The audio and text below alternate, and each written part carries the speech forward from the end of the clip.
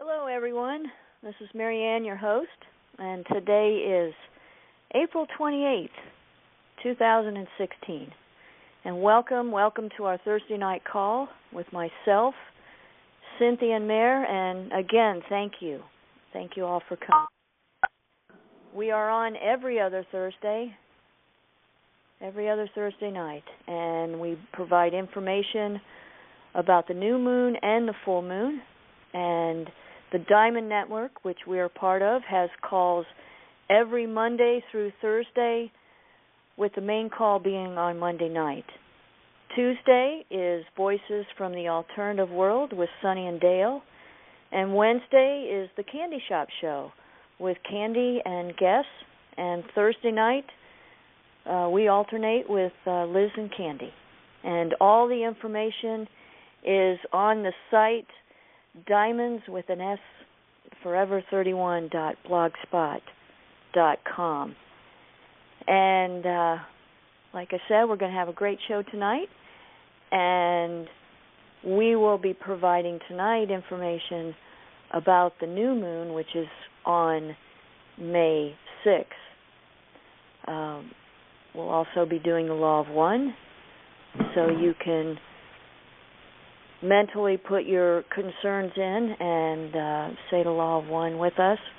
And also we'll be opening the call up at the end for any comments.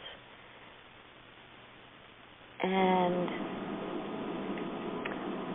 before I play the music, I just wanted to say I listened to Lauren Gailey, that's Galey, her acoustichealth.com show.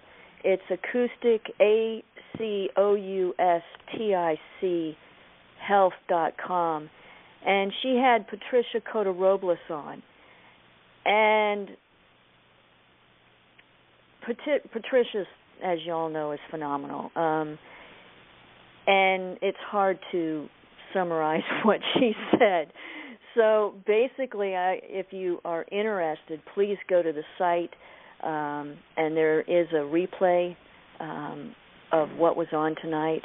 It was from 5:30 to 6:30 Central Time. So she did bring us up to speed from December 21st and 22nd, 2012 to May and actually June and August. So she said May is called the Mystical May. It's actually going to be the full moon. We'll be talking about the new moon May 6th, but in 2 weeks that will be the full moon, which is what she's referring to. So everything looks phenomenal. Basically, we're moving deeper and connecting more with our inner voice and our God self. And basically now we're just playing out old habits, and they are leaving. So for us to move into our perfection.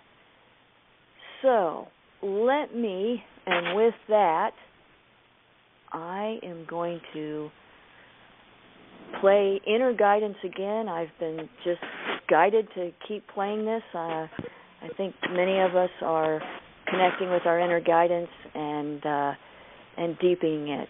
So here is the music, Inner Guidance.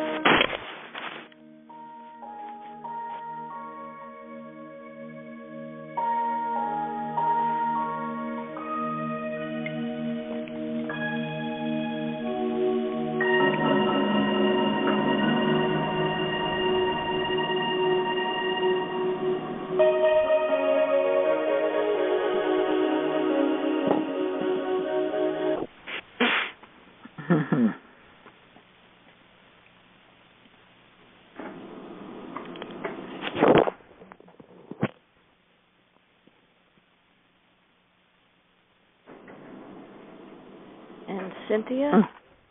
Yeah. You are up, and I will find the number for England. Muchas gracias. Okay, y'all, today Mercury went retrograde.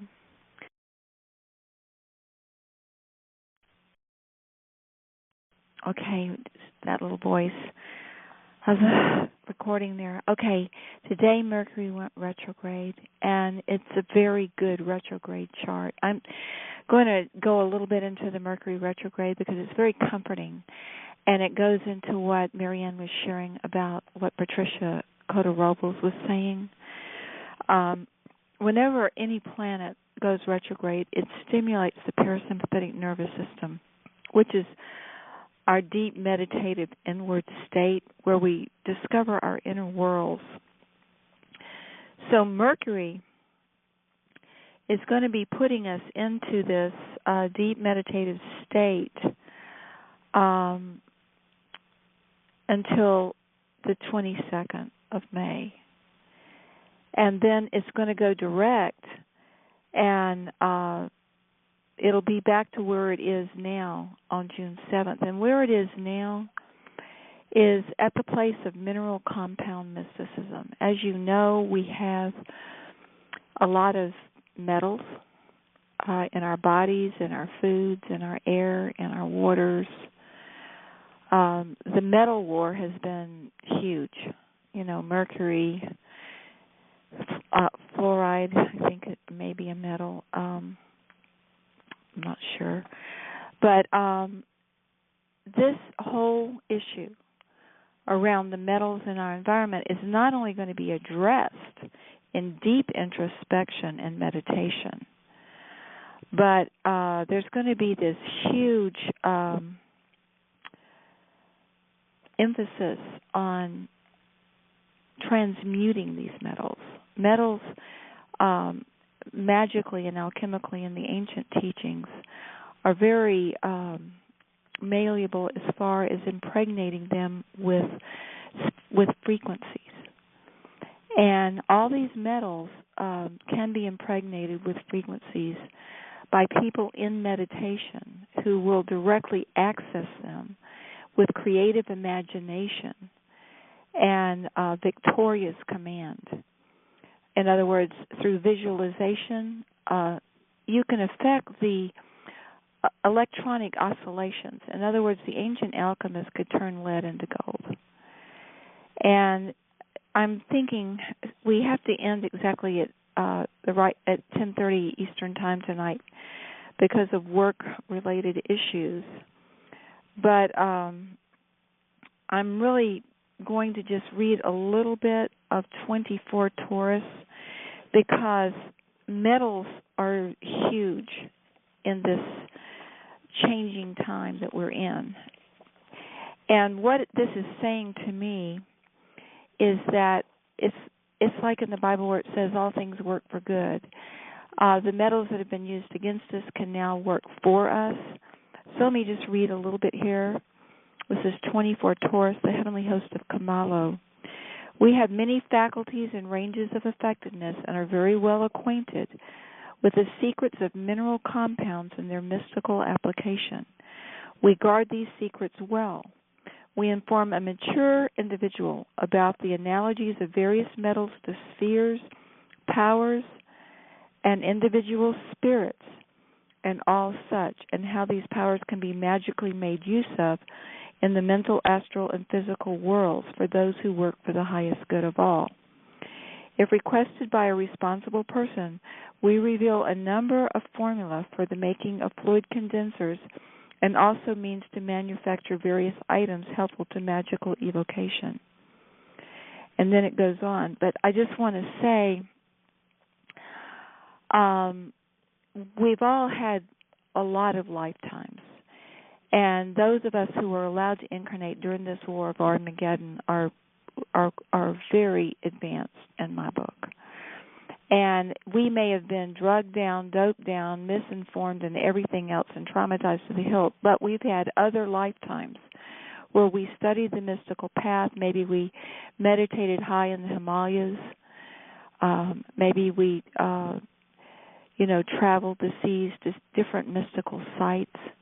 But we've had lifetimes and in between lifetimes where we were students on the mystical path. And one thing I have learned personally is that no matter how traumatized or ignorant or whatever a person may be, there is a time when, from the subconscious level, their past lives kick in. And they can remember them as if they happened yesterday. That is very traumatic if you're not ready for it, because some of those lifetimes were very bad.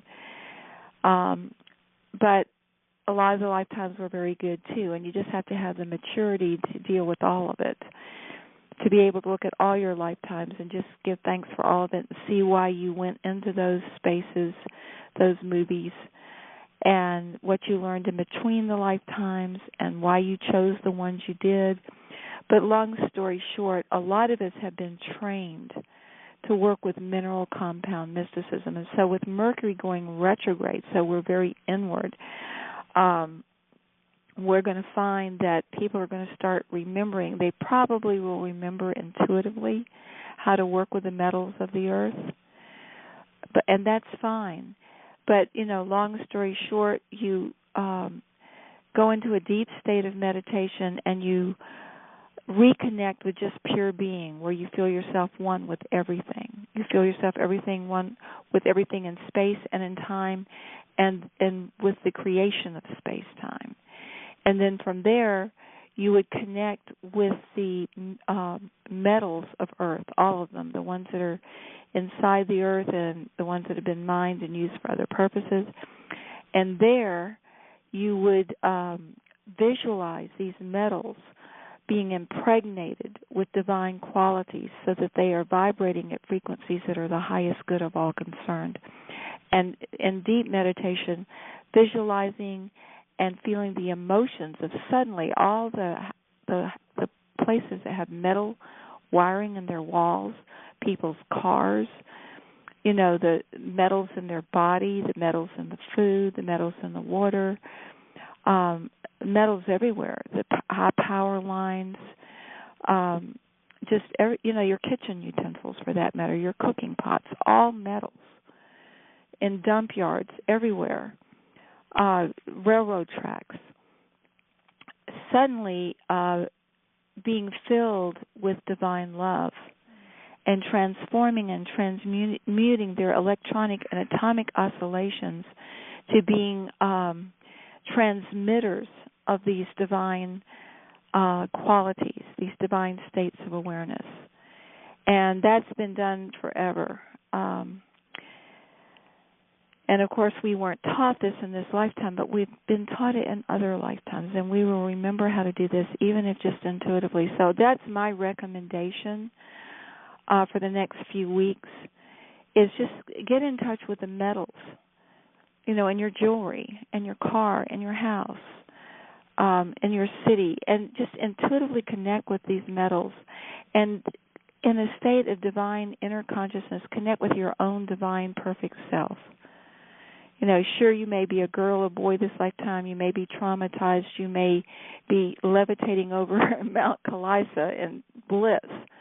But regardless, your divine immortal self is completely enlightened, infinitely powerful, and all-wise. It's already a perfected son or daughter of God.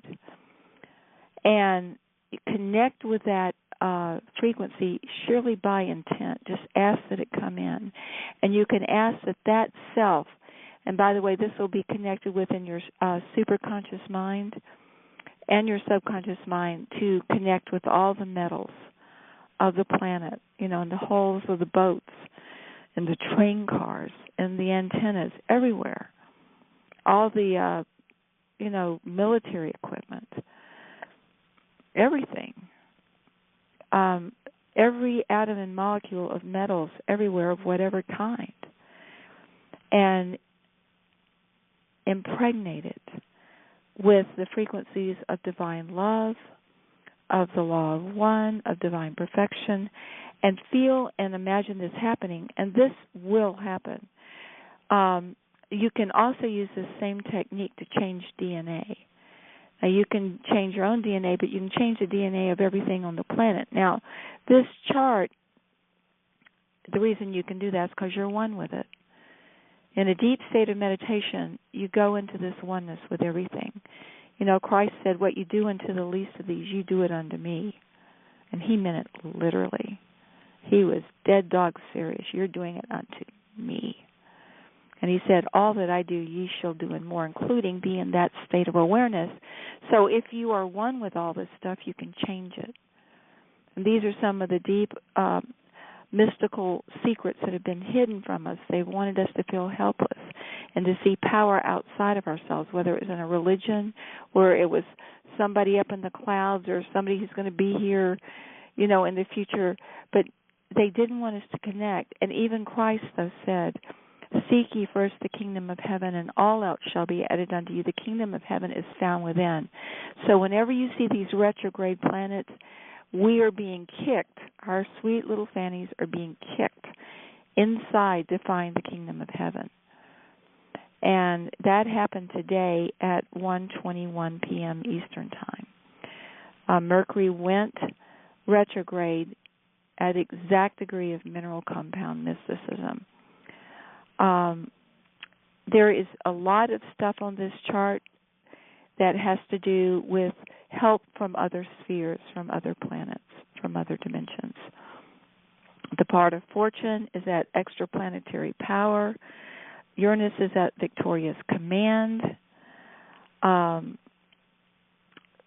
is at the place of meditation. Neptune is at the place of other worlds. There's a whole lot on here about love, too. Many, many of them are on love. And Pluto is at the place of crystals and stones. The vertex, which is the doorway to higher dimensions, is introspection. Saturn's still at the place of sacred courtship. And we haven't gotten very far on our sacred courtship talks. We have finally established the fact that each person must be whole within themselves in order to have a whole relationship with some other. And the wholeness within the self means a sacred marriage between the soul, which is the bottom three chakras, with the spirit, which is the top three chakras, joined together in the heart. And it's interesting that women, their heart chakra is electric, and with men it's magnetic. So it's very, very important that the women of the planet be in a state of love, and that cannot be faked. When a woman sees her child being tortured or she's suffering, it's hard to love that. But when women see beautiful things being created on the physical plane, beautiful emotions being generated on the emotional plane, they see beautiful creations being created and beautiful things being desired, they fall in love, and that generates the plasma that Keshe is talking about, which is life force. And the thing about plasma is it conquers everything. And that's why I was seeing all this stuff about love in this chart with the mineral compound mysticism.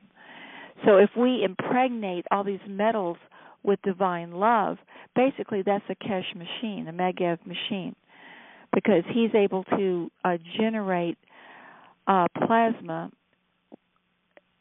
And he says when it goes through the wires, it turns the wires into plasma generators. And that's what love does. It overcomes everything and turns it into itself. So that's the heart chakra. And there's tremendous emphasis on love in this chart. There's, I just see it over and over and over again. Now, there's also an emphasis on water travel and on water animals. So I guess a lot of what's going on right now has to do with the waters of the planet.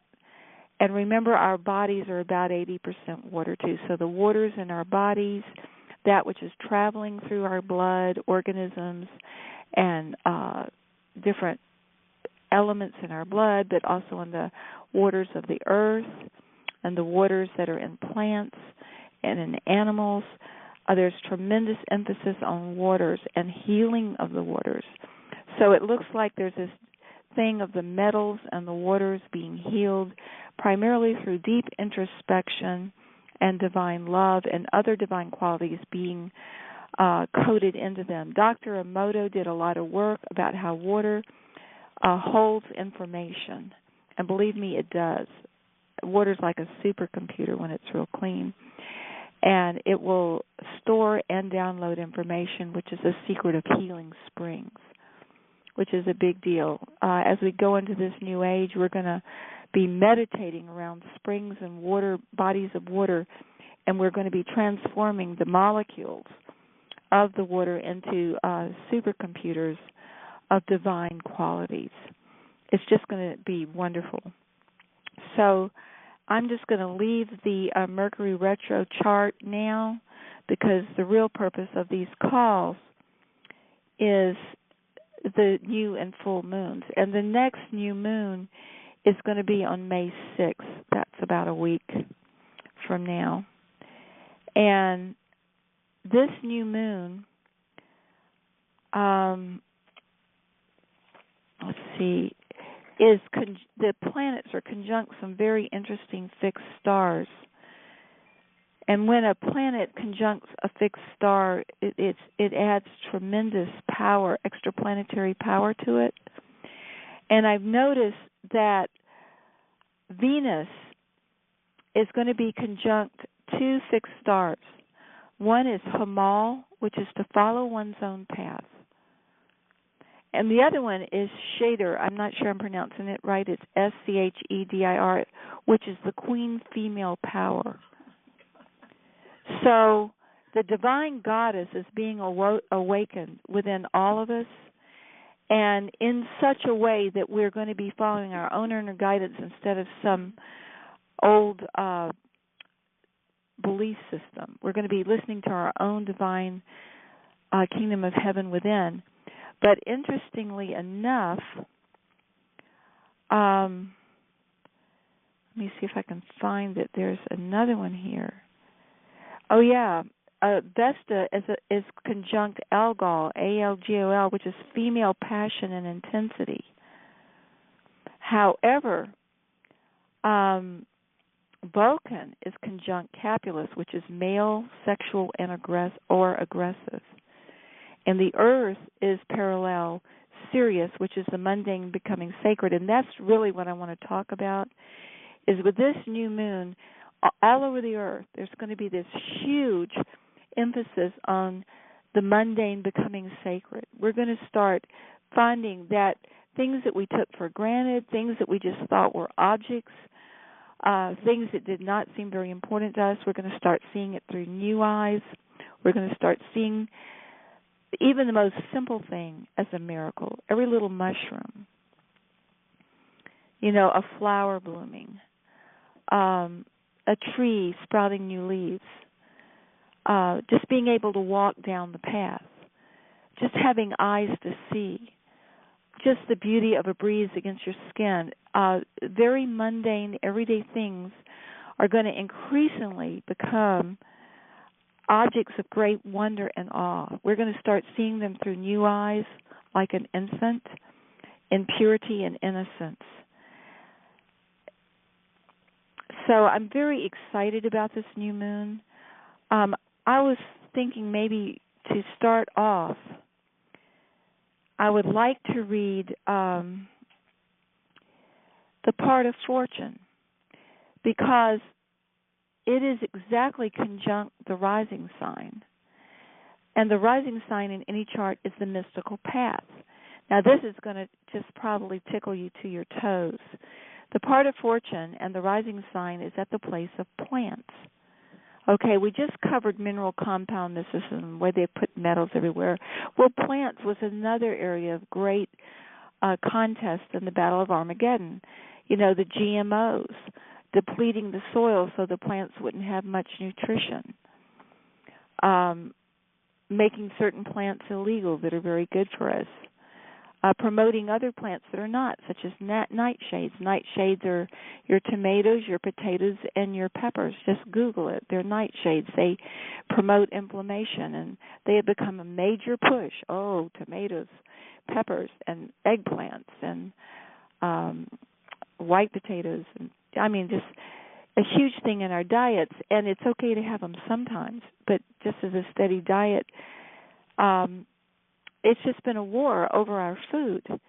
And so the part of fortune in a chart is the place of greatest luck, of the best fortune, where things just magically seem to happen for the better. So, I mean, here we have Mercury turning retrograde at the place of healing the metals. And then a week later, we've got the new moon saying, okay, well, now let's heal the plants. I mean, this is great news. This is great news. And believe it or not, the earth is at the place of cooking and baking. I know some people are raw vegetarians, but you can cook them in the sun and dry them. So I was thinking that, Mir, would you mind reading 17 Taurus? 17 Taurus is where the moon and the sun are conjuncting. This is the seed that's growing. Now, the mystical path that it's growing in is plants, and that's where the greatest fortune is going to lie in this new moon. But the sun and the moon, the power of the male and female, because at a new moon they mate. The sun, which is the electrical power, the moon, which is the feminine power, are exactly conjoined. So, Mary, if you would read 17 Taurus. Okay, 17 degrees Taurus. Ubarim, Ubarin. The angels of love. Hey, Mary, can you speak up? Yep, I'll speak louder. This is 17 degrees Taurus. Ubarim, Ubarim.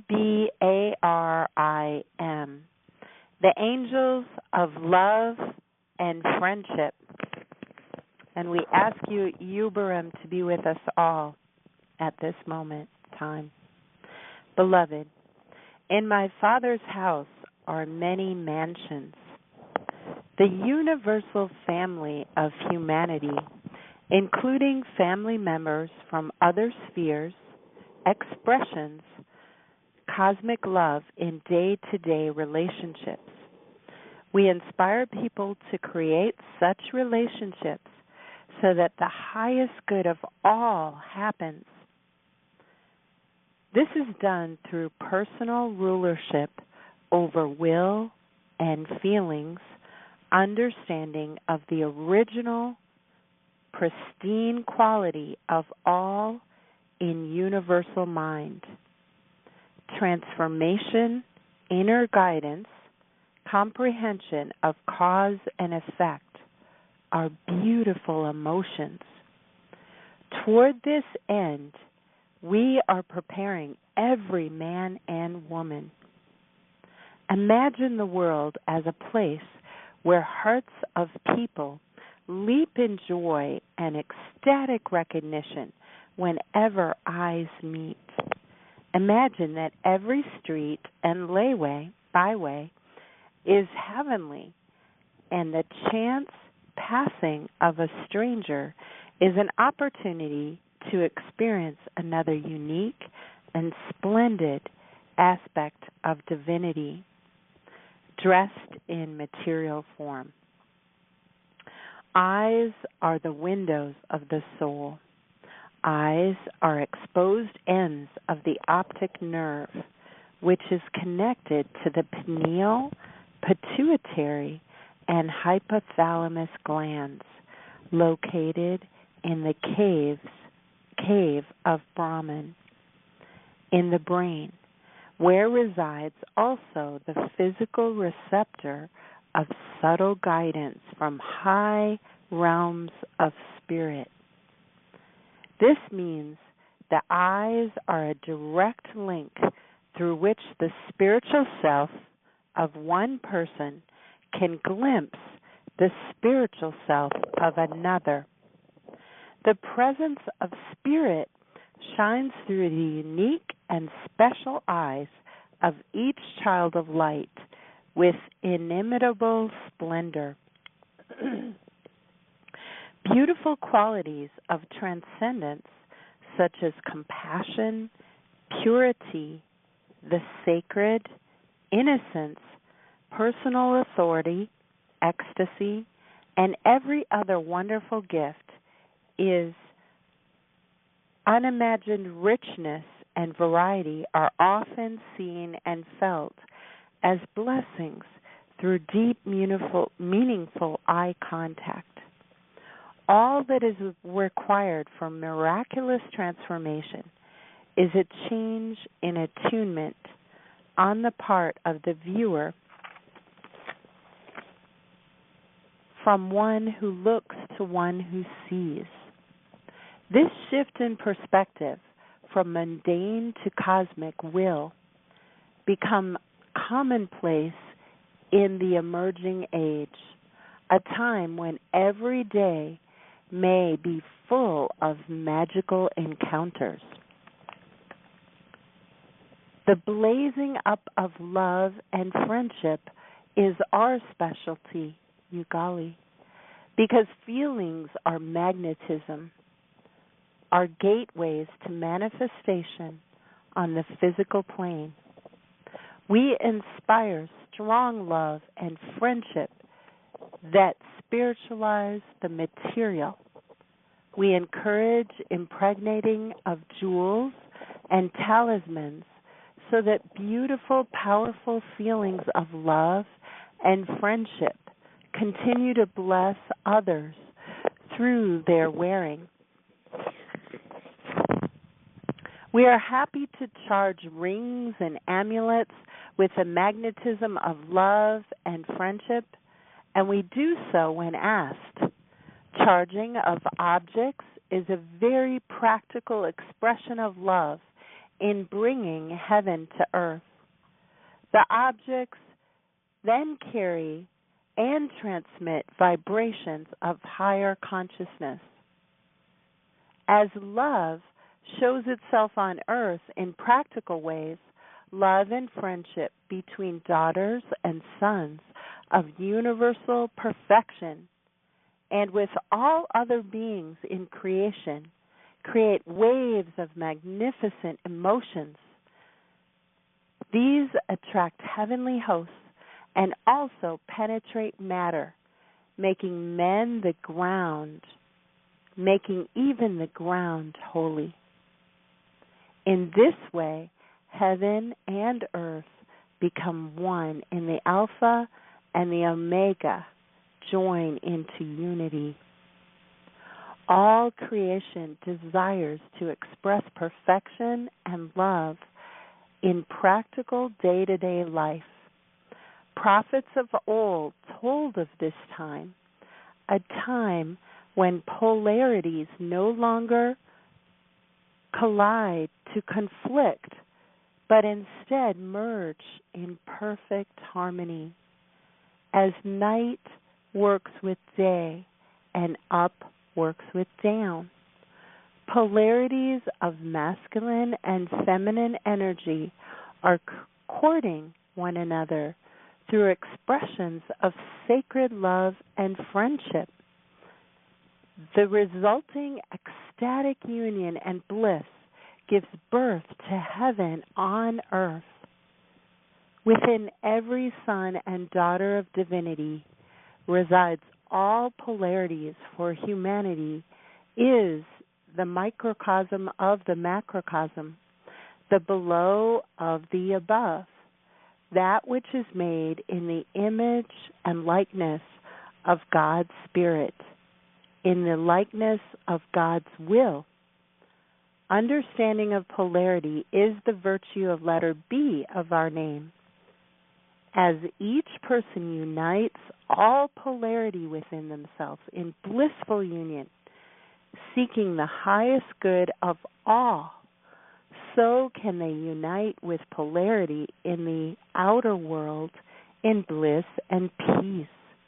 Each person's love becomes all-encompassing and unconditional and shines more like the love of God, whose love is like the sun, shining equally on all alike. When negativity is met with pure love, a transformation takes place that is similar to lead turning into gold. Ugali.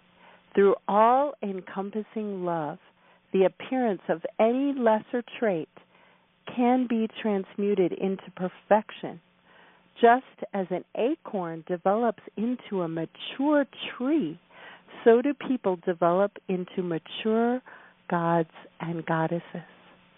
Aided by virtues of our name, the enlightenment of letter A, transformation of umlaut A, A-E, inner guidance of the letter R, cause and effect of the letter I, and emotions of M. Ubaram, the angels of love and friendship. So that's the sun and the moon making love for this new moon.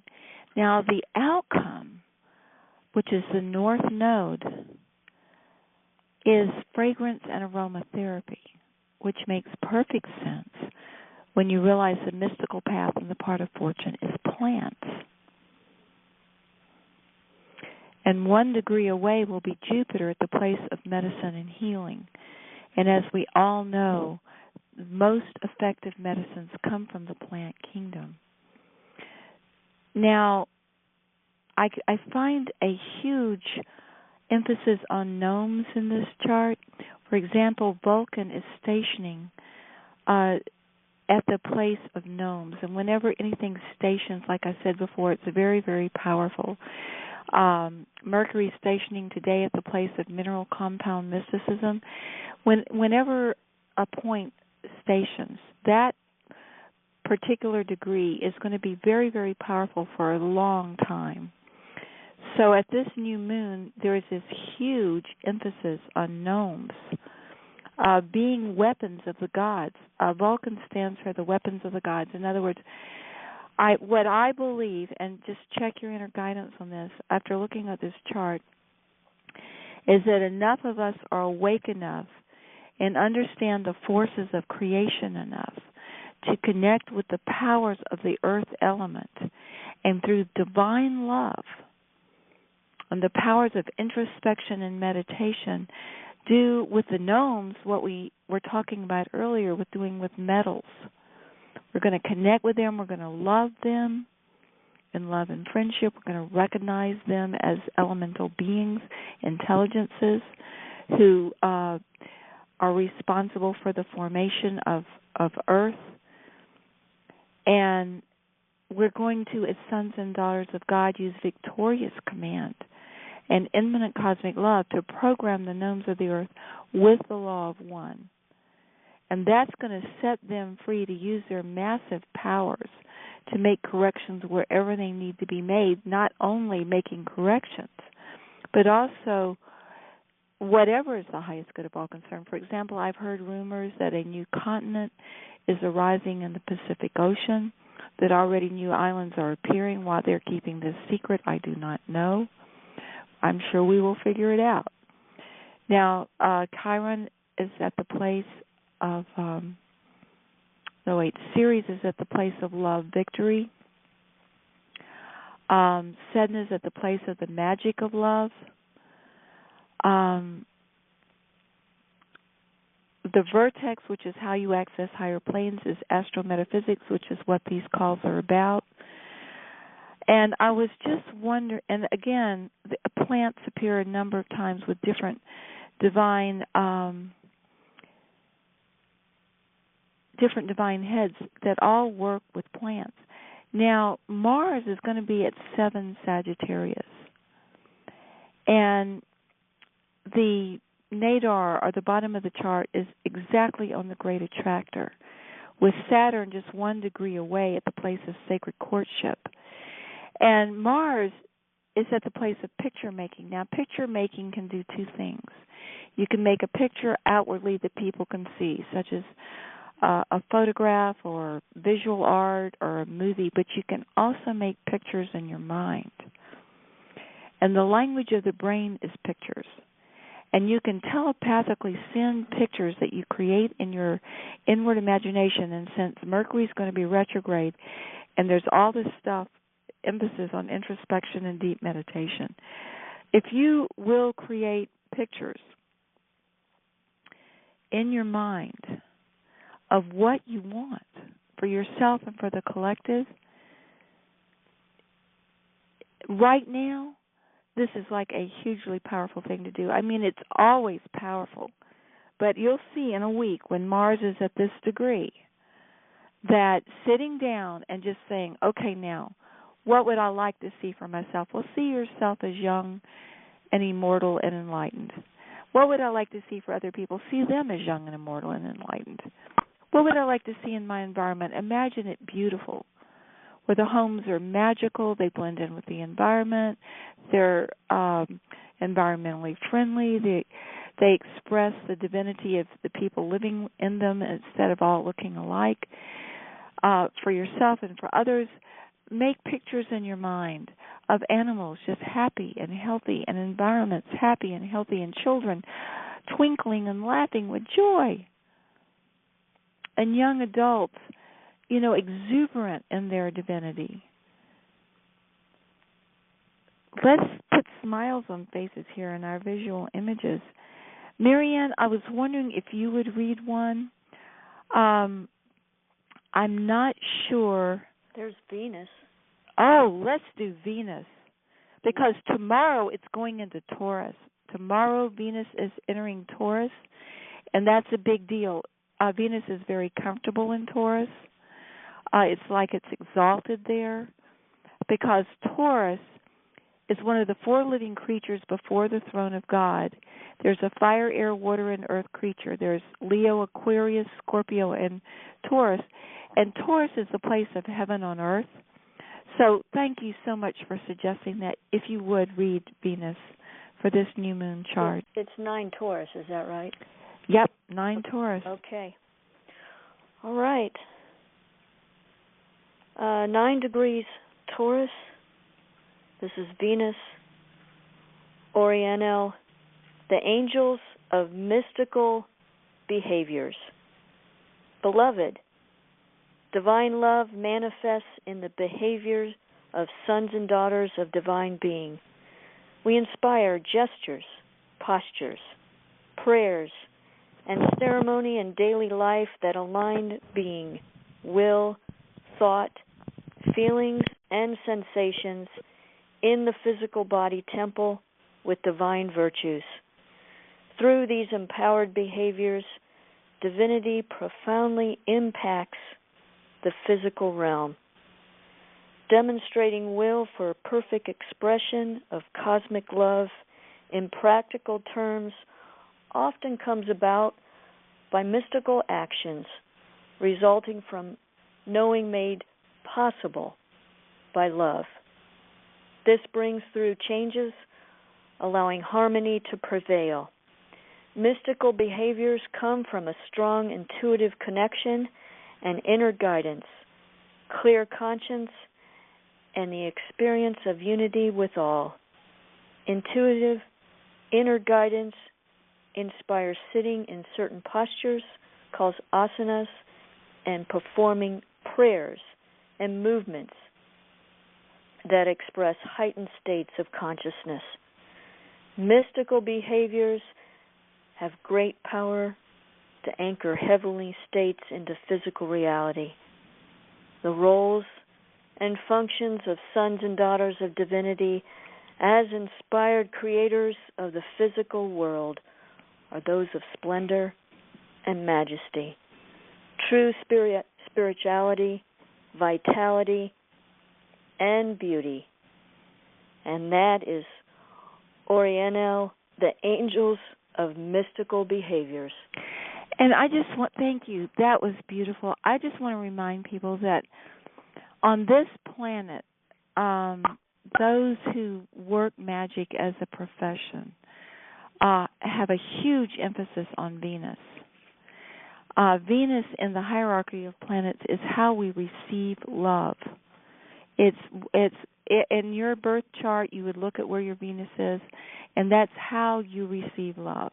Mine is at the place of astrometaphysics. In other words, I'm just totally involved with not only astrology, but the connection with astrology and astronomy, and with the metaphysical meaning of that. That's why, we bring you these messages. That's how I receive love, is that awareness.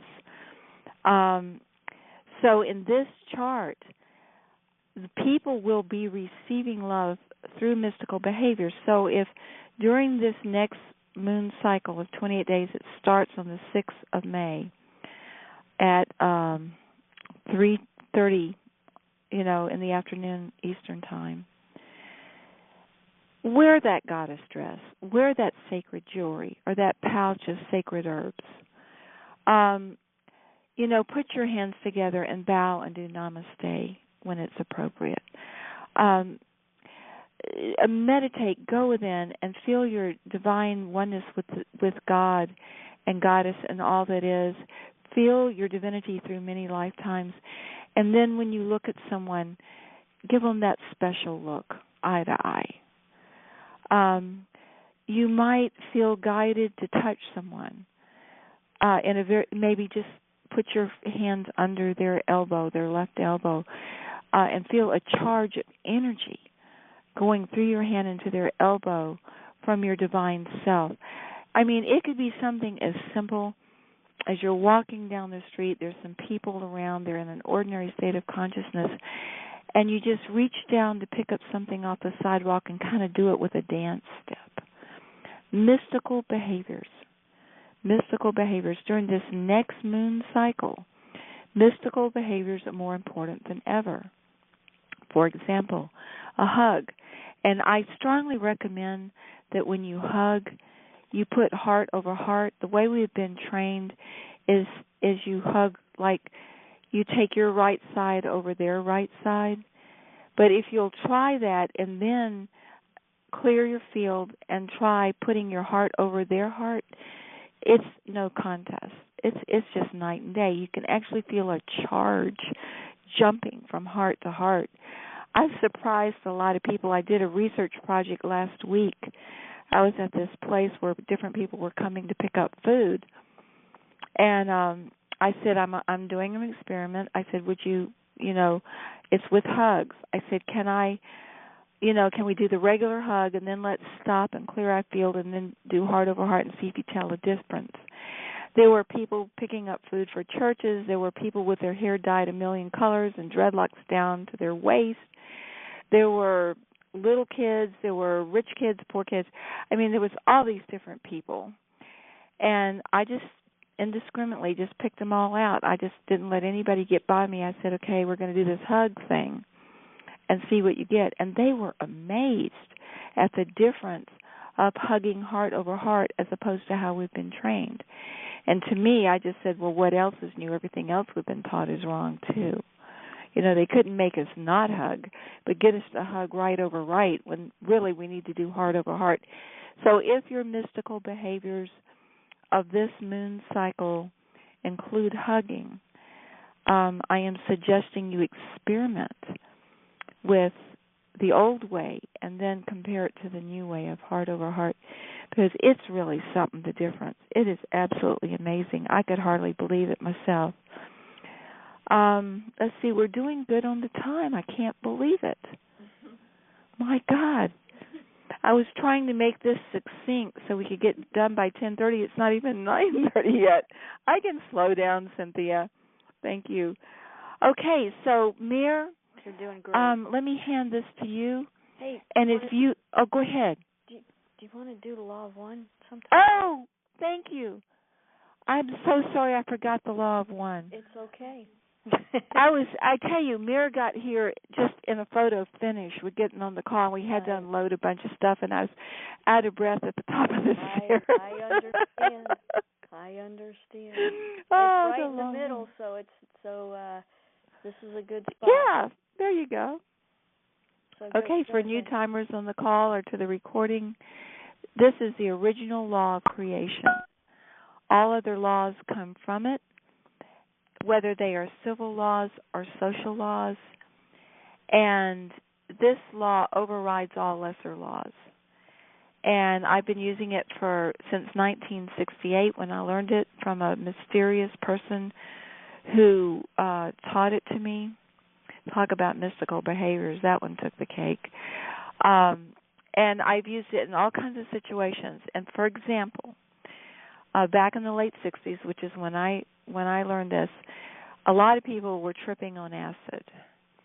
And a lot of it was this stuff called Sandoz, S-A-N-D-O-Z, I believe it was, LSD 25, which was this really powerful LSD. And most people were doing love and light and, make love, not war. But there were some people who were delving into the occult in a way that under the influence of the drug, they evoked very frightening powers. And people were going blind, people were dying, people were committing suicide. You would find houses where there was just blood everywhere, where some force had come in and just ripped people up. It was just really weird. And in those houses, you could tell they had been doing rituals. And I taught some other people this law. I'd been taught it by this strange man. And every time it worked, every single time it worked. And that was an extreme case. But it works with everything. And the only way you're going to know if that's true or not is to use it.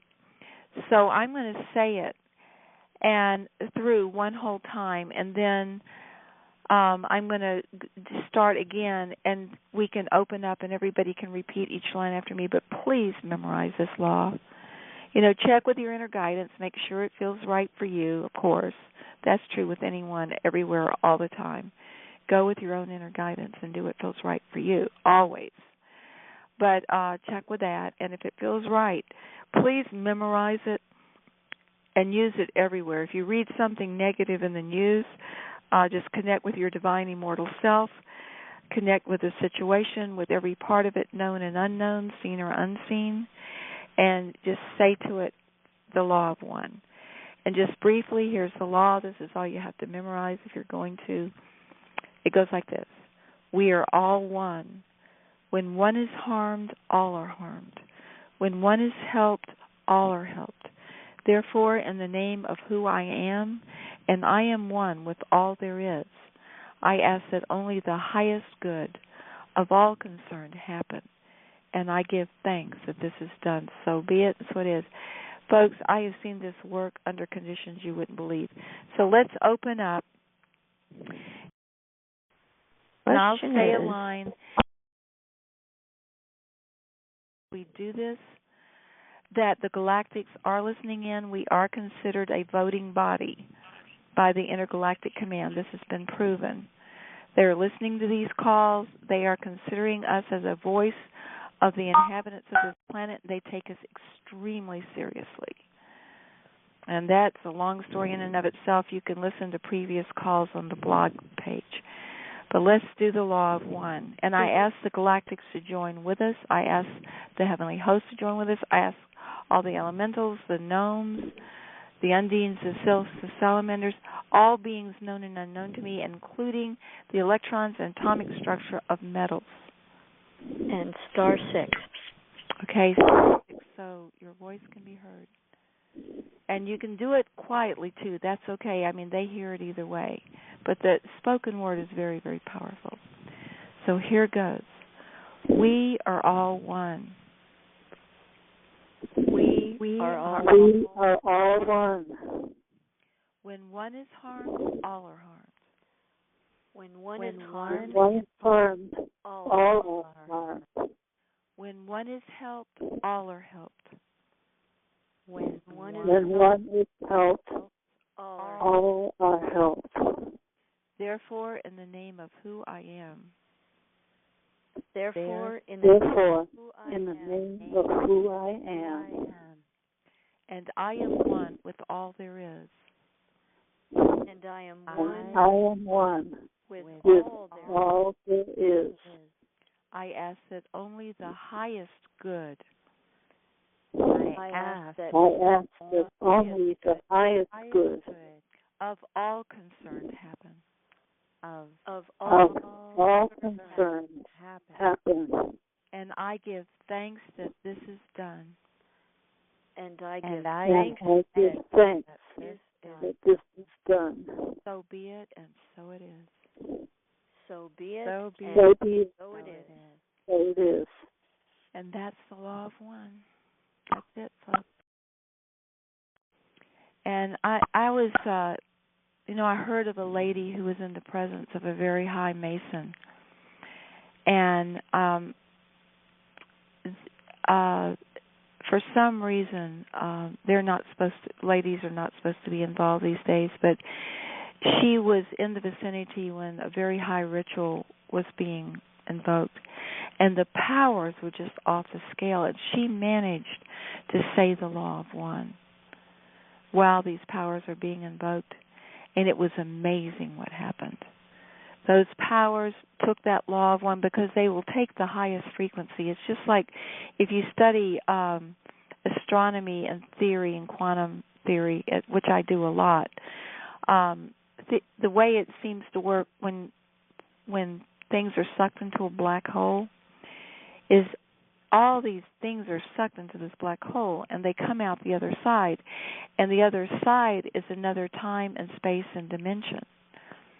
And the time and space and dimension will be determined by the highest frequency timeline, because they get compressed like water going down a drain. And the highest one, it's just like if you're in a dark cave where you can't see your hand in front of your face, somebody can light a big lighter and the whole cave will light up. And that's the way frequencies are. The higher frequencies appear as a brighter light than the lower frequencies. And so the brightest light is where everyone will head, and that's actually a designation. It's a destination. Frequency is destination in time and space. The whole black hole will end up in a reality out of the quantum field that corresponds to the highest frequency of all the ones that got sucked in. And it's my belief that the law of one is the highest frequency there is. And it's also my belief that we are going through a black hole. We're in process. I could be totally wrong on that, but just from what I've put together. And so our saying the law of one like this, like I said, it just takes one big lighter in a black cave, and a higher frequency is like that big lighter to the lower frequencies. Everybody can see it, and they head toward it instinctively, all intelligence, all form. So I just wanted to throw that in there. And we have plenty of time. I'm just amazed what has happened to the time. Usually I can ramble for 4 hours. You've shifted time, girl. You totally shifted I don't even know what to do with myself for a whole hour. So Marianne, if y'all could each read one, just pick one, and then I'm going to listen in and meditate and ask what is really important for me. I'm going to have Marianne in. It's interfering, so I will read in a bit. I'm going to mute out now. Okay, thanks. Which one? What else were we saying was really prominent? Let me see here. Actually, the vertex is parallel to Sirius, which is the mundane becoming sacred. And the vertex in this new moon chart is 15 Aquarius, which is astrometaphysics. The vertex is your doorway into higher dimensions. And since it's parallel Sirius, which is the mundane becoming sacred, and the Earth is also parallel Sirius, I mean, that's kind of amazing, from a different direction. If you would read, let's see, 15 Aquarius. That's where my Venus is, folks, so you'll know more about me.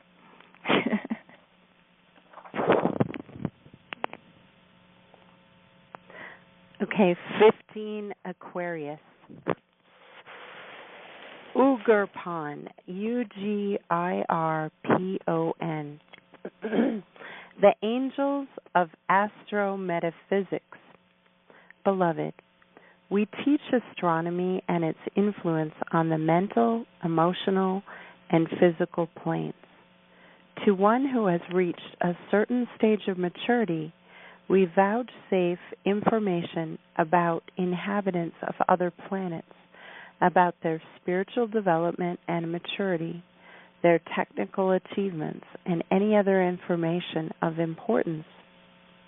And we're asking Ugurpan, the angels of astrometaphysics, to please be with us. The universe is made of fractals, identical patterns that nest inside each other, endlessly repeating themselves to infinity, which is the meaning of as above, so below. This is why an atom looks like a solar system, and a solar system looks like a galaxy. Why it is said that human is made in God's image. To know the outer lights, one must look inward. Meditation allows outer lights to become inner light. In the cycles of time, a long period of relative ignorance regarding states and heavenly bodies is ending. Many people are becoming more aware of information waves radiating from space, which may be decoded through meditation as one's attention changes light waves into light particles. Through intention, it is possible for consciousness to connect with other planets and points in space. In deep meditation, this connection becomes an information superhighway. From the prime beginning, lights in the sky have transmitted information, and celestial music of the spheres has danced within the nervous systems of all life. The vast reaches of outer space are mirrored in the infinity of inner space, and the interface between macrocosm and microcosm is simply attention. Meditation and contemplation in the delta, theta, alpha range of awareness freezes light waves into light particles. These light particles are packets of information from heavenly spheres, software programs that use conscious attention to download into one's body, where they set off in the pineal and other glands chemical reactions or neuropeptide secretions that psychoactively change consciousness. This is why having a daily meditation process is important. Where attention goes, energy flows. Create a personalized system of meditation if you do not already have one. Then, by finding your attention on any planet or area in the sky, willing and requesting input, streaming light waves are turned to and become light particle packets of information in your pineal gland and the cave of Brahma surrounding it. The heavenly hosts corresponding to the degrees of the planets and points in your astrology chart are members of the hosts who form your spiritual family for this lifetime. An astrological chart shows dynamics in the relationships between various heavenly hosts and divine virtues and how they impact each area of consciousness and life. Progressions and transits map this process through time. Fixed stars that conjoin or parallel planets or points in your chart designate gifts and purposes. If a planet in your natal chart, for example, is located at 3 degrees and 16 seconds Aquarius, look up the angel group for 4 degrees Aquarius. Any bit over a degree puts you in the influence of the next degree.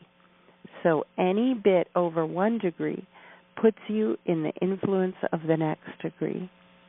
Once you know the angelic names of the degrees of each of your planets and points, use meditation and the cosmic language to integrate them into your consciousness. Celestial energy flows from all that is into an individual divine offspring upon incarnation. Ushered to the sun, moon in their natal birth chart, the energy streams through the secondary suns of Uranus, Neptune, and Pluto, then through the inner planets. For a charted illustration, please see Elements and Planets. Over an Egyptian temple are the words, "Know thyself." This is a key phrase, and meditation is vital to enacting it on the pathway to cosmic illumination. Ugirpan, Ugirpon, the angels of astrometaphysics. And you can get your charts done free at a number of websites. Just, Google free astrology charts. And then you can find the angels of the degrees if you join the free group called Spiritus Angel Messages. Go to Yahoo Groups, click yahoo.com, click on Groups. In the search engine, put Spiritus Angel Messages, all run together in little letters. That's Spiritus, Angel Messages, and ask to join. I'll approve you, and then you'll get these daily angel messages. But not only that, but at any time you can go to that Yahoo.com, go to Groups, and then click on Spiritus Angel Messages, and you can look through the archives. They're all there. You don't have to have a book. And I wanted to read to you where Vulcan is, because it's stationing and I don't know whether it's direct or retrograde. I think I didn't look that up, but it does. I do have it that it is stationing at the moment of this new moon, and it is conjunct Hamal. It is conjunct Capulus, which is male, sexual, and aggressive energy. Now, it just so happens that 25 degrees Taurus is the place of gnomes. Remember we were talking about gnomes earlier? And remember how everybody's warning about earthquakes and things? Well, male, sexual, or aggressive, right, stationing at the new moon, which means it's very, very powerful. So I was thinking we probably need to read 25 Taurus so that we'll know what we're dealing with. That's going to be triggered into male, sexual, or aggressive. It's going to be very powerful activation of the Earth Kingdom. And we can deal with these beings as sons and daughters of God. They will recognize us. We just have to know that they do, and then, be very polite and give them the law of one. But this is Bealto, the angels of gnomes. It says here, "Beloved, we are the heavenly host who supervise the realms of the gnomes, and we know all about subterranean waters, ores, volcanoes, electromagnetic currents, and the like. We tell you the exact time of volcanic eruptions and earthquakes. We are experts on the subject of minds. Universal mind permeates each thing and each being and holds it in its place and gives it life through immutable laws of nature, which are expressions of perfect divine will for the highest good of all. Everything in creation is infused with omnipresent, omnipotent, and omniscient spirit and love. The sons and the daughters of cosmic being, I'm sorry about that, hold in its place and give its life through immutable laws of nature, which are expressions of perfect will for the highest good of all. Everything in creation is infused with omnipotent, omnipresent, and omniscient spirit and love.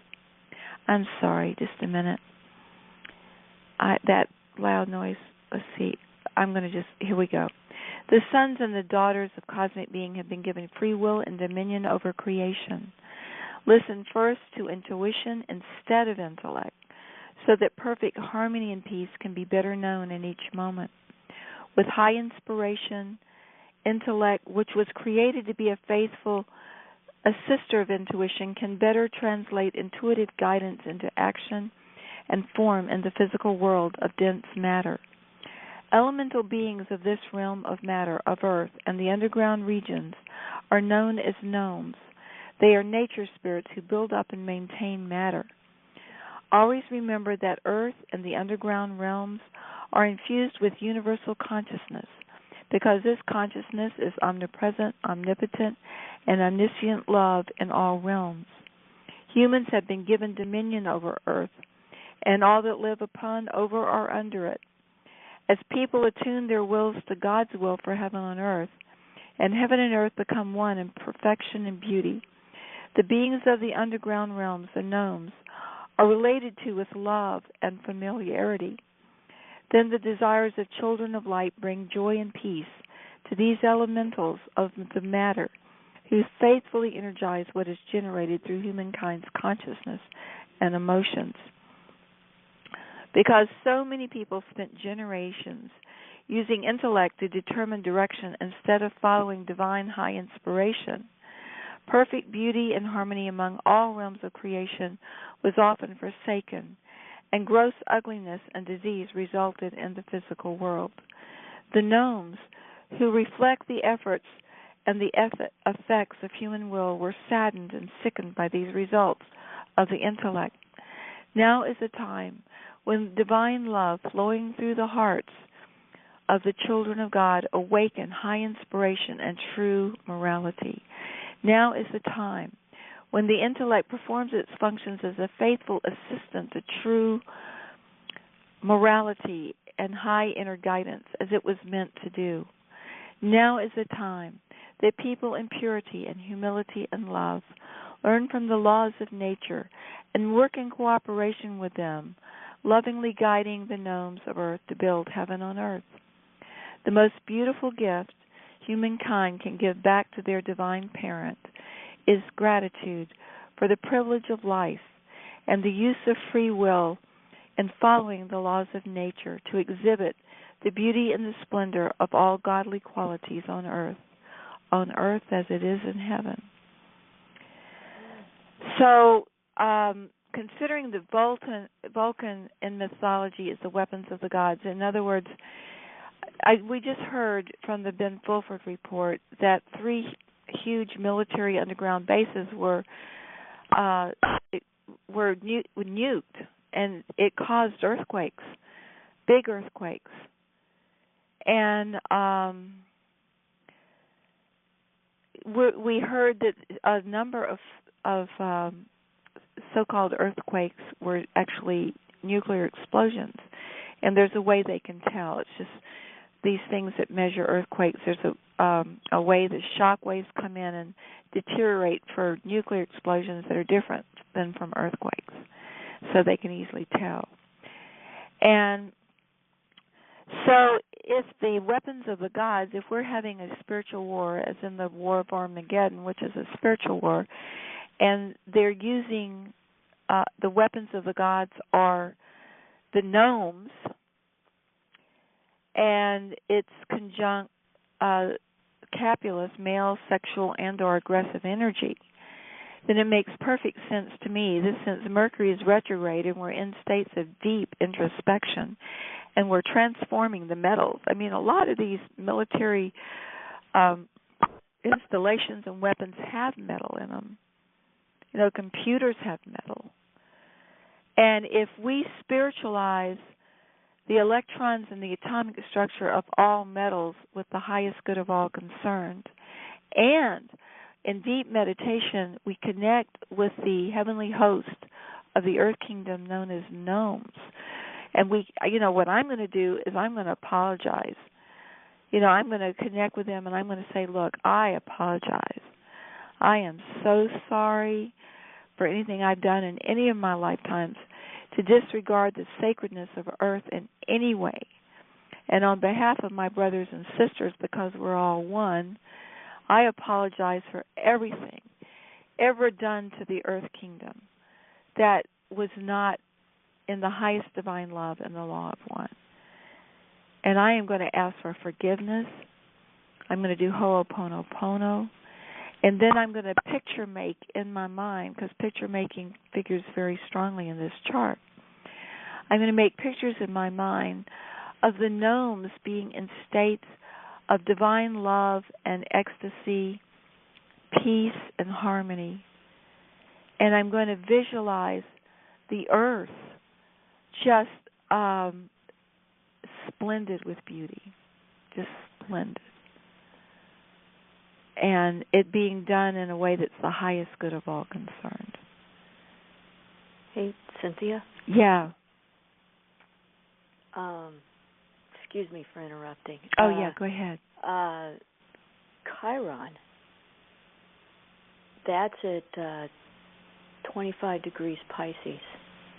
Wait, let me make sure I'm doing it right. Hold on. Is that right? This is, let me make sure, hold on. Okay, Vulcan. Okay. And what are you looking at? Chiron.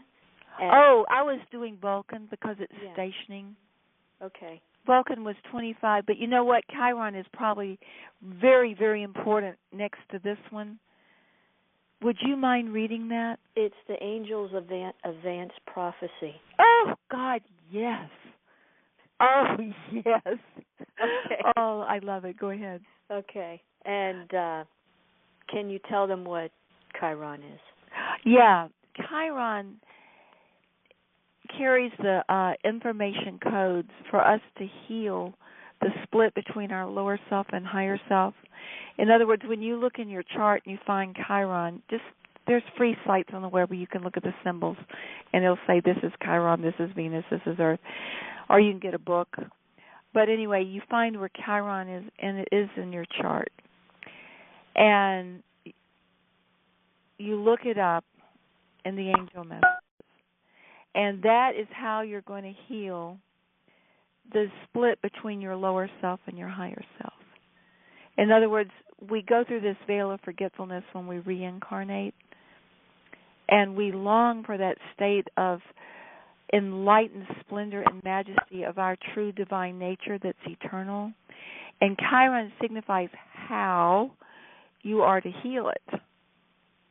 So in reading Chiron for this new moon chart, it's telling us how as a collective we are working to heal the gap between our lower everyday mundane programmed self that's been through all the ups and downs of our life and this radiant, eternal, immortal self that is who we truly are deep inside, and what the purpose of all our meditation is to reach and realize in this life, because that will allow us to go into youth and immortality and follow in the footsteps of the great masters and do all that they did. So back to you.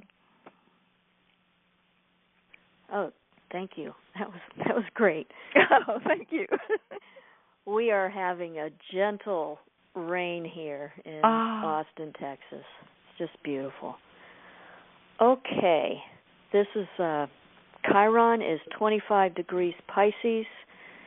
Ugolog, the Angels of Advanced Prophecy, and we ask that the angels of Ugolog to be with us now.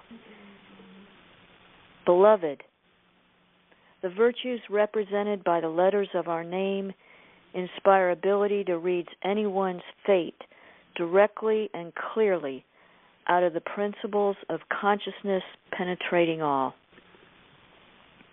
With our guidance and with these virtues, along with one's previous development under the angels of Belika, it is easy to read the past, present, and future thoughts of any human being.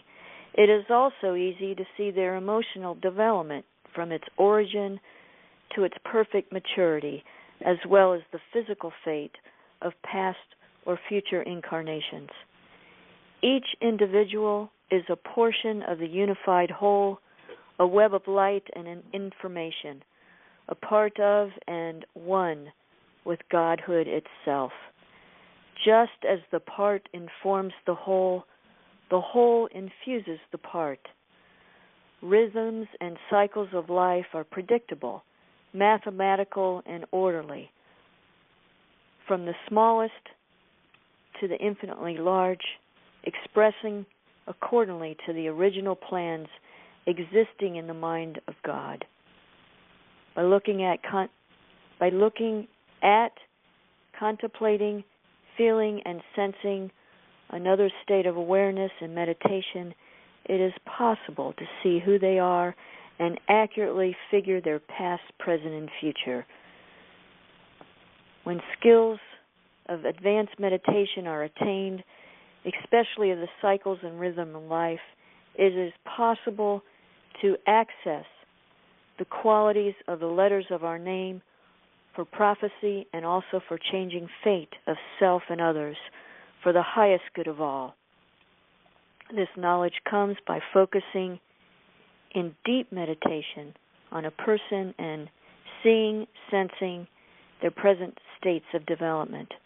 From this, the past and the future are known, for desired information comes spontaneously and vividly into the imagination. All mystical faculties depend on reclaiming a fully aware forebrain cognition. Even though this ability sometimes becomes deadened through crippling education and cultural traditions and toxic, improper nutrition, it is possible to reclaim full functioning using skills of meditation and activating divine virtues. Asking for help from the heavenly host, healing the emotional self, and detoxification and enlightened nutrition and physical health keeping. There is no need to mystify the most simple of truth, namely that all information, like all power, all being, and all love, exist everywhere, all of the time. It is the principle of the Akasha. Information is accessed through desire and intent. People who are aware on all levels receive knowingness through inspiration regarding whatever they focus on. This inspiration comes through desiring to know, asking a question, and staying focused on it in a quiet state. Then, in the stillness and oneness of everything, inwardly watching, feeling, and sensing, information wakens in the mind. It is possible to think about anything and anyone, ask any question about them, and receive information mentally, emotionally, and with sensation. It is also possible to eventually do two things at once, to meditate and be active in the world simultaneously. After advanced meditation has become effortless, at this point bringing grace and mercy to all, not only within when alone, but also when interacting with the world. It is natural then to walk in the world and be in a state of pure meditation at the same time. Earth's population has been in the portion of cosmic rhythm and cycling known as darkness before dawn, similar to how a severe illness or injury in a person causes reevaluation of lifestyle and behavior that promotes and maintains healing. So now with Earth, the extent of Earth's injury is known to greater numbers of people by means of communication established through technology. An innate global will to heal emerges into realization that the means to heal does exist.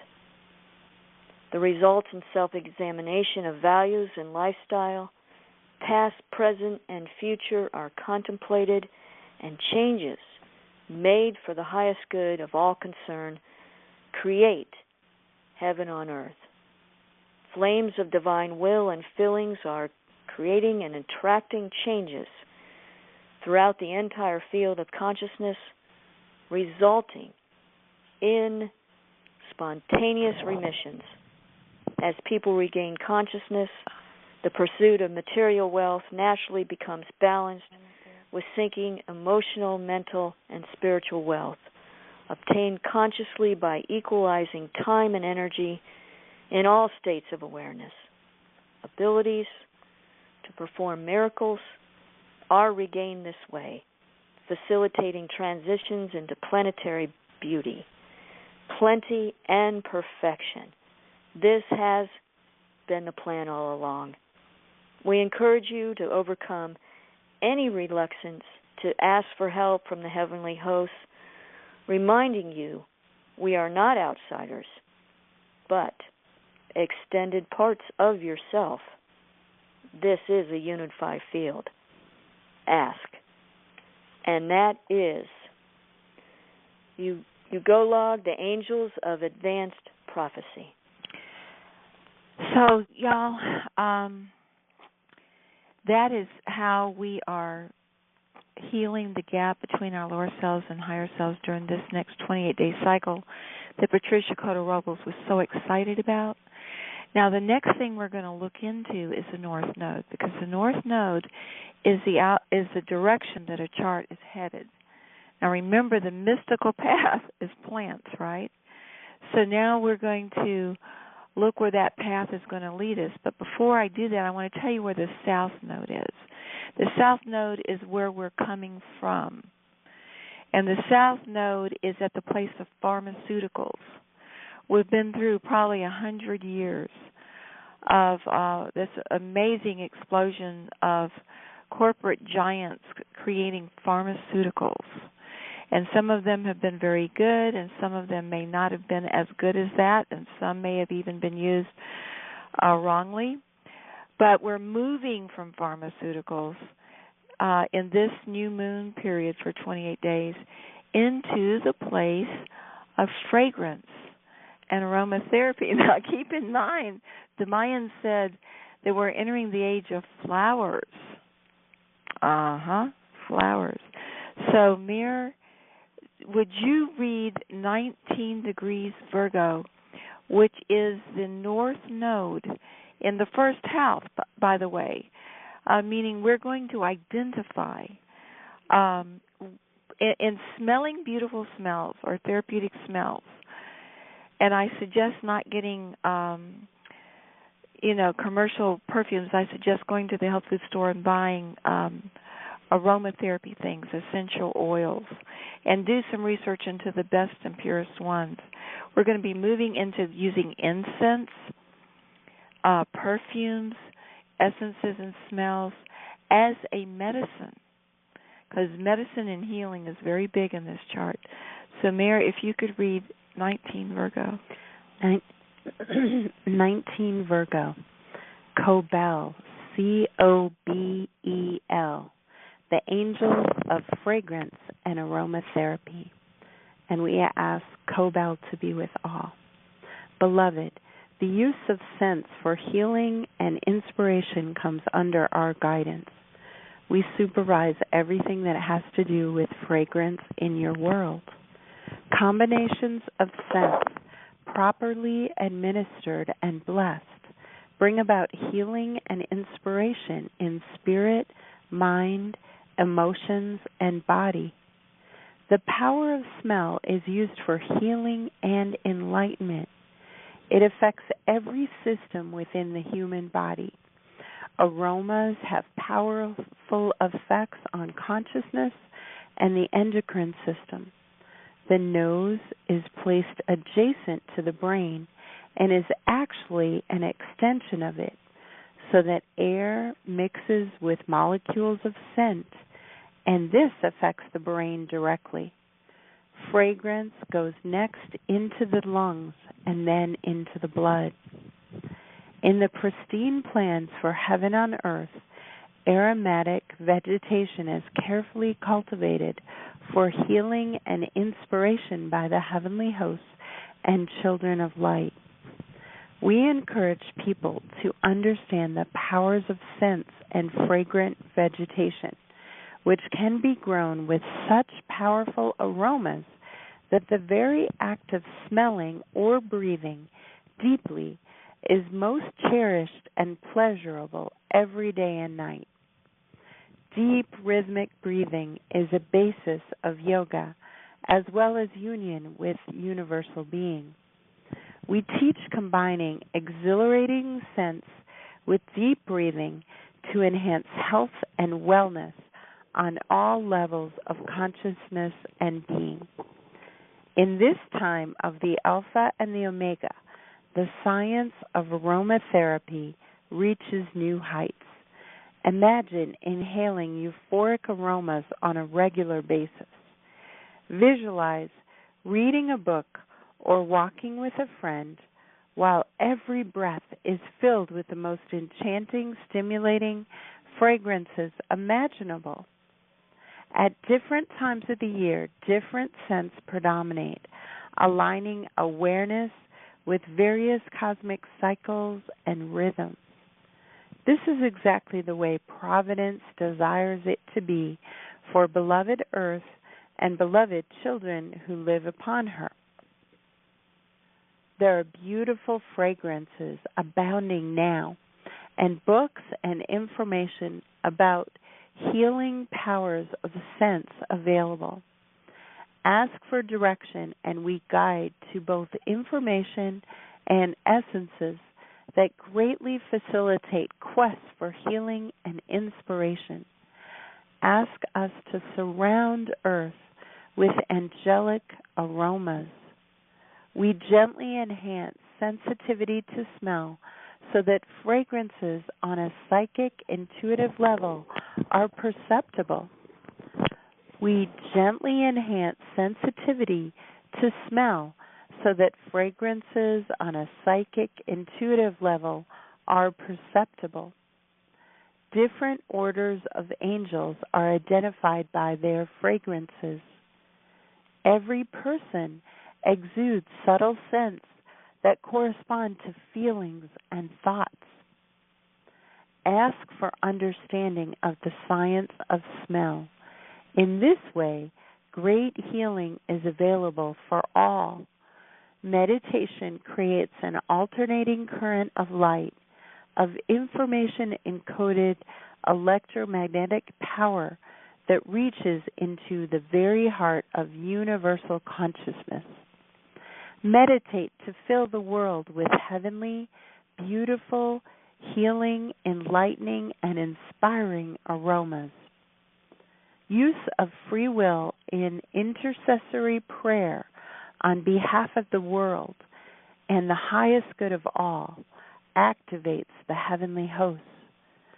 The time is here for divine fragrance. We are Kobel, the angels of fragrance and aromatherapy, 19 degrees Virgo. So that's where that is when all the things are figured in, the gnomes, the mineral compound mysticism, all the love, all the inner meditation.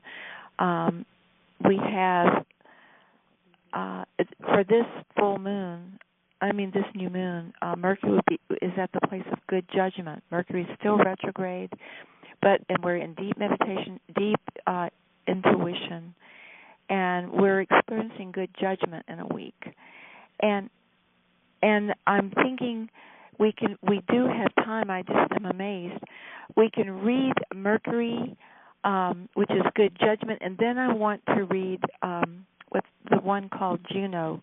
There's a huge emphasis on sacred courtship right now because Saturn is at the place of sacred courtship, and Juno represents relating in sacred courtship in like a marriage or a committed relationship, and it's at the place of ideals.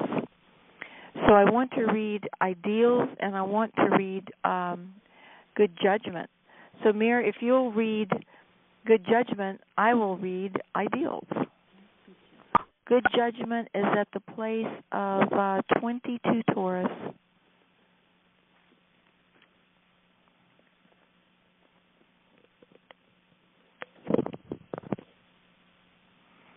So while she's looking that up, this is at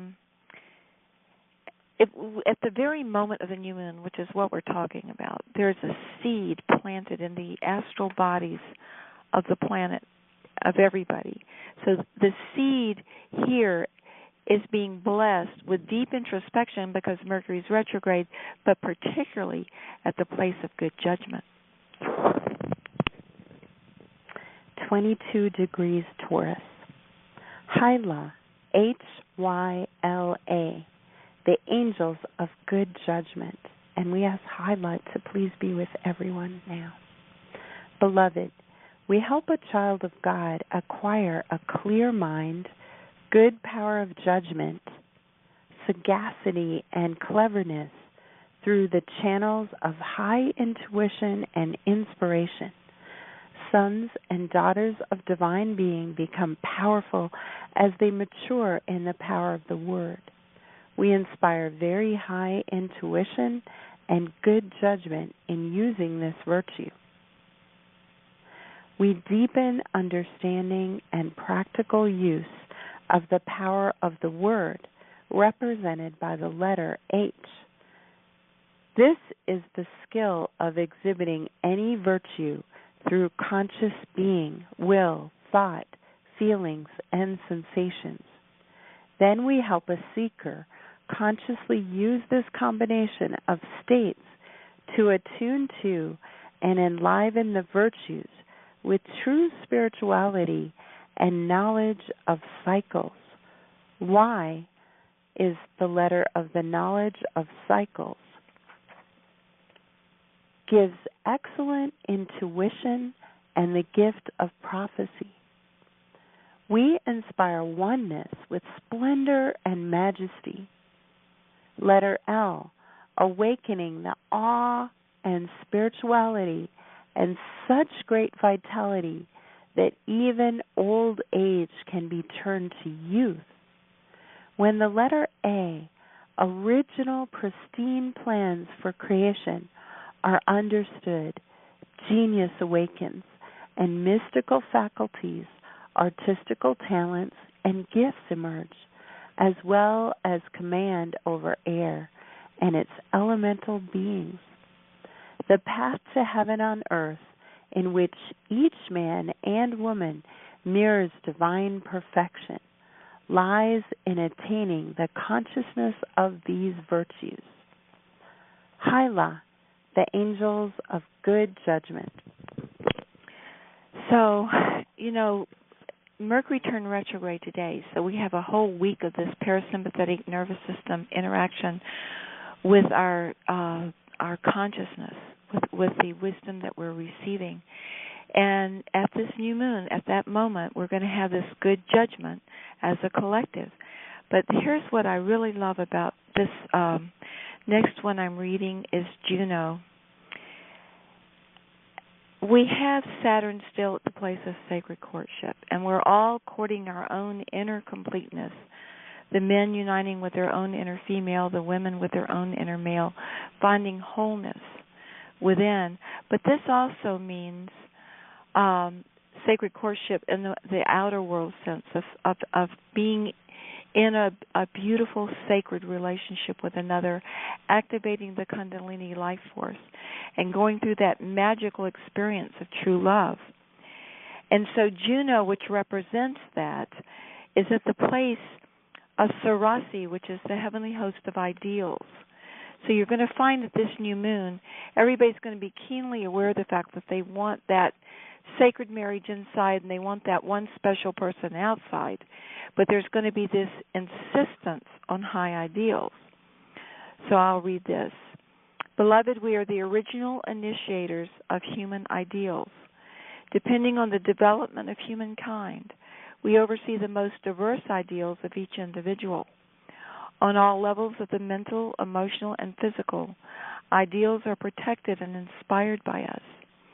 We, the heavenly host of Sarasi, cause situations and possibilities and supply the appropriate enthusiasm and endurance for realization of the ideal in question in accordance with one's maturity and fate. We teach you a great deal, for instance, how various ideals are born in the world and how they decay. In this cycle of time, the Alpha and Omega, historical ideals transform into their highest universal expressions so that heaven and earth manifest as one. This fiery will of providence for the highest good of all answers the prayer on earth as it is in heaven. Limited ideals of previous times are evolving into enlightened ideals that reflect the original purity of divine thought and intent. Ideals are changing into unity with all, equality, oneness with nature, and restoration of creation according to the pristine divine blueprints, according to simplicity, according to whole being awareness, and attunement to divinity in all, listening to inner guidance, and all the gifts of the enlightened mind. It is easy now for people to understand that everything is connected to everything else, and if any part is damaged, the whole is harmed. The evolution of mass consciousness is developing the maturity to understand and appreciate and value the law of one as the ultimate moral standard to guide ethical behavior. With wisdom and enlightenment, each one creates in each and every moment, according to inner guidance, whatever is the most beautiful in being, will, thoughts, emotions, and forms. All ideals on earth are undergoing rapid transformation into perfection at this time. The longing for perfection is bringing all into the ancient future of Alpha and Omega, the original divine intent. This is the 240th degree of the zodiac. 2 plus 4 plus 0 equals 6. 6 represents the macrocosm in perfection, the number of a human who finally reaches that state of enlightenment, of being one with God and with all. Meditate on the virtues of Sarasi and invoke us for help in merging with the Sun and oneness with divine awareness and life. We fill you with the vibrations of unity with all and awaken ecstatic ideals of greatest beauty and perfection. This is very powerful. Looking directly at the sun in a safe way, such as at sunset or sunrise or through the leaves of a tree, encodes the pineal gland, which is directly connected to the optic nerve with information contained in the rays of sunlight.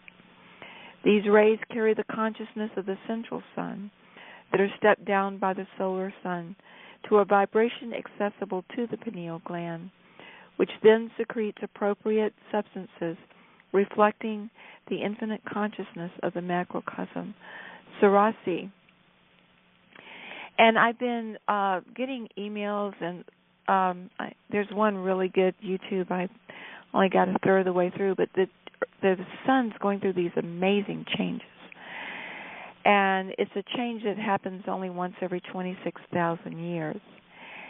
And it has to do with becoming more magnetic. And as we know, magnetic equates to emotions and to water and to physical form. Electric is your divine will, it's your divine thoughts. They create, but the magnetic pictures those wills and thoughts. And the quantum field is controlled by emotion, and this has been proven with these huge particle accelerators. And so the sun is switching into a greater magnetism or emphasis on emotion and on form. So it makes sense to me at this time that the long prophesied coming of heaven on earth is indeed unfolding. So we're very, very lucky to be here at this time, even though it's been very hard. And I want to acknowledge everybody here for just surviving in any way, shape, or form, whatever your condition is in. You know, instead of being depressed by it or feeling inadequate by it, just the fact that you, A, got here, and B, you're still here. Honeys, you deserve Oscars, unnameable, and common hours. And the healing of whatever physical, emotional, mental, or spiritual imbalance that you might be exhibiting, I believe is going to be very quick and effortless. I honestly do. I had a miracle happen a few days ago. I might have mentioned it before on the Monday night call, but I've qualified my property as a wildlife habitat within the city limits of Atlanta. And one of the things you have to do to get certified is you have to provide food and water and places to raise young and cover and all that stuff. So we put in this little pond. It's about the size of a king-size bed. And it's been there for years and years, and all kinds of creatures drink out of it. And it's got some frogs in it. But it's got these 5 goldfish. They're beautiful. They live in this little pond, and they're just as sweet as they can ever be. And I walked out there, and one of them was floating dead on top of the water. Its little belly was up. And, I mean, it was just like, oh, God, it was so sad. And I was going to fish it out and put it in my hand and look at it and pray over it. Pray for all water animals because, by the way, they're figured big time in all these charts we've been reading recently, including this one. And, give it a burial. And I got sidetracked from fishing it out. I went in to tell Steve. Meanwhile, Mare goes out there and sees that poor little body floating on the top of the water, and we're all in this state of shock and grief over our goldfish. And then we're all ready. We're going to fish the darn thing out and give it the proper burial and do the proper ceremonies, and we can't find it. And I'm thinking, where is it? And the next thing I know, I'm looking down in the little pond, and he's down there swimming just fine. He's just as fine as he could be. He was darting around with the other 4. And I was told on the inner, Cynthia, make note of this. This is very, very important. And my interpretation of it at this early stage of pondering all this great stuff is that there's going to be ecosystems that appear dead. There may be people who appear to be incurably ill. There may be bodies of water that may appear to be dead that normally would take God knows how long to restore, if ever. Just like my little fish. It's going to appear a certain way. And Mare saw it. I mean, there were witnesses. I wasn't hallucinating. The fish was floating dead on top of the water, and I had watched it for quite some time. And then suddenly it's fine. It's swimming around, just darting here and there, and it's still fine out there. Every day I go out there, and I go back in and I say, hey, guess what? We have 5 goldfish. We're so happy. So keep that in mind as you do these meditations while Mercury is retrograde, with the metals, with the plants, with the water animals, with the gnomes. Just take command. The Bible says where 2 or more are gathered together, there I am also. So I'm going to be doing it. I know Mare's doing it. I know Marianne's doing it. We have way more than 2 here. And I'm calling in the galactics. I'm calling in the heavenly host. I'm saying, look, we're one quantum field. If you help us, you're helping yourself. And what's happening down here is hurting you. And I'm saying I am asking, through the law of one, for dramatic, miraculous rescue. I am asking for seemingly miracles, like out of a science fiction movie, of life, of plasma, of love, even to the point of bringing what's seemingly dead back to life. So, Marianne, I'm going to turn it back over to you. According to my clock, which is usually a little bit off, we're approaching the time that we need to end because of work stuff going on. So let me just turn it back over to you. Wow, what a talk. Thank you so much. By the way, my Venus is at Miraculous Rescue. Oh, my goodness. Yeah. Oh, my goodness. Anyways, very interesting. Yes. Anyways, what a great talk. It is right in line with Patricia Kobler-Robles. What we do here, I think we do the details from the month, the new moon and the full moon, and we work with the appropriate angels, besides, of course, God and the divine. And what Patricia Kobler-Robles brought through was and brings through is bird's eye view, and she was bringing it from 2012 to now, and they do parallel, absolutely parallel. And you can get the information again at acoustichealth.com. There's a replay there.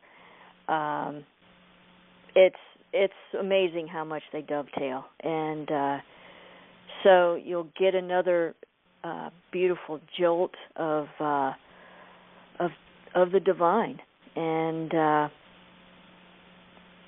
from listening to her. So, anyways, thank you, everyone. We love you. We thank you for coming. We're just going to wrap it up a little bit soon, but we'll see you in 2 weeks. We'll see you next Monday. So I am going to play some more music, and it is Inner Guidance. Okay, here we go.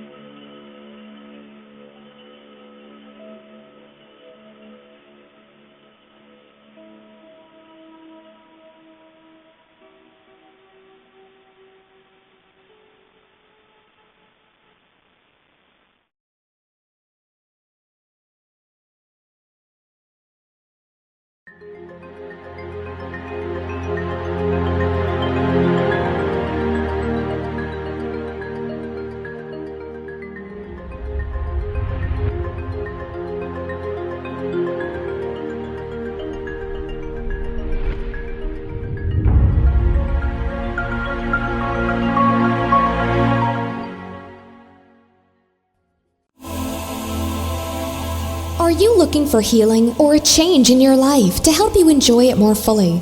You might benefit from a galactic energy reading and clearing from Chris Jacobs.